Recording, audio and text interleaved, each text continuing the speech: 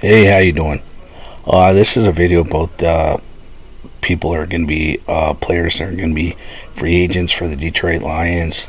We've got Bugs. We've got the Commish, Anzalonia, Thor. He's going to be Jamal Williams, Elliott.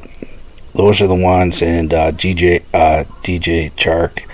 Those are the ones I think they should bring back. This defense, though, I think is really going to go into.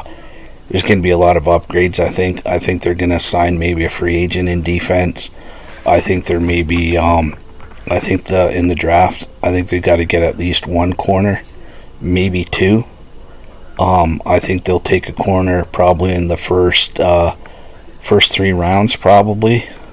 I don't know if they'll take one in the first round. One of the first 2 picks, like the first round picks, but I think they're going to have to take somebody who has the potential to be really good in the future. I just really think they need to upgrade on defense.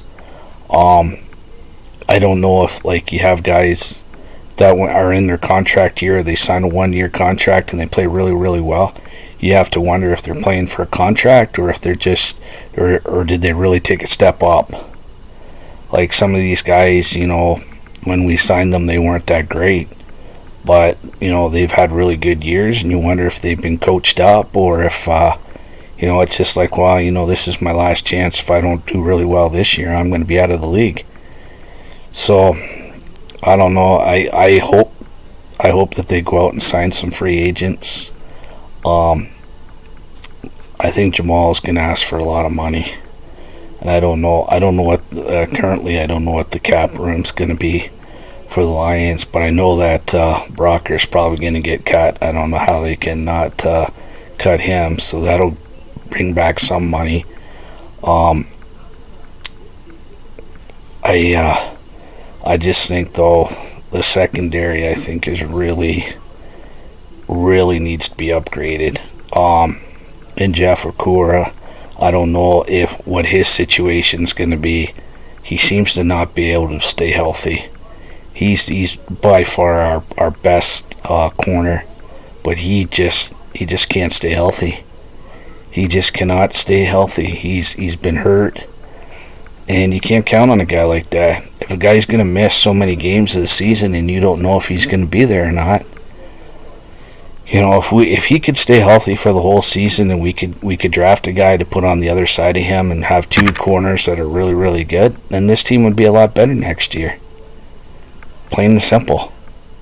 At the start of the year, the defense was terrible, and it got better during the season, but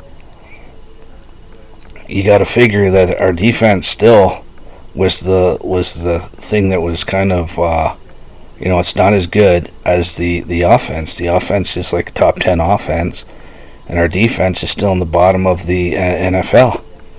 So we got to do something to get our defense better so that we have a more complete team. And we did really well this year, 9-8. If we would have won one of those games at the start of the season that we should have won, or we would have even won in Buffalo when we were on that, or we beat Buffalo when they were in Detroit, we could have had 10 wins and we probably would have been in the playoffs. So it's not like it's like far off that this team, but we don't know next year.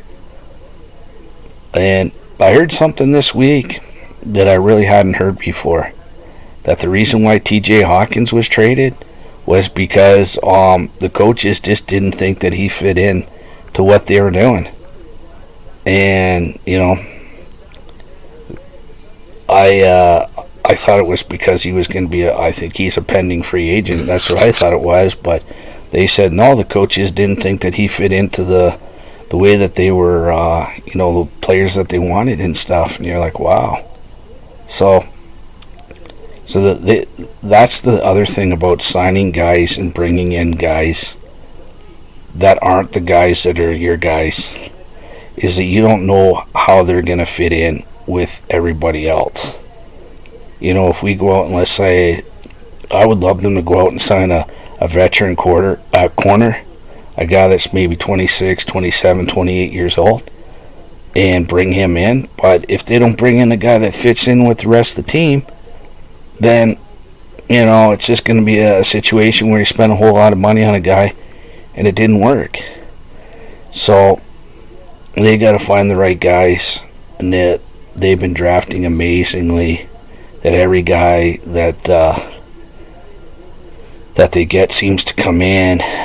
Houston is the guy that you just like, how did they get him?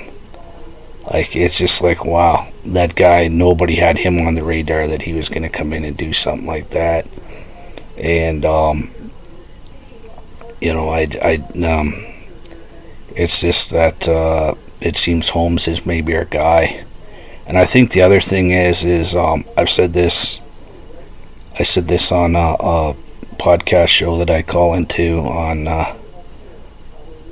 and I said that Sheila Ford Hamp is not getting enough credit for this. She's the one that hired these two guys. She's the one that came out when we were 1-6 and said, no, Dan Campbell doesn't have to worry about his job. He's going to be here next year. We're going to stick with the process. We know that this is going to take more than one season, and we can't jump the gun, and she deserves a lot of credit. Her father took a lot of crap over the years that, he wasn't a good owner. But since her mother's come in, I think her mother's been a lot better owner than her husband, and I think Sheila putting her in charge was actually a really good thing.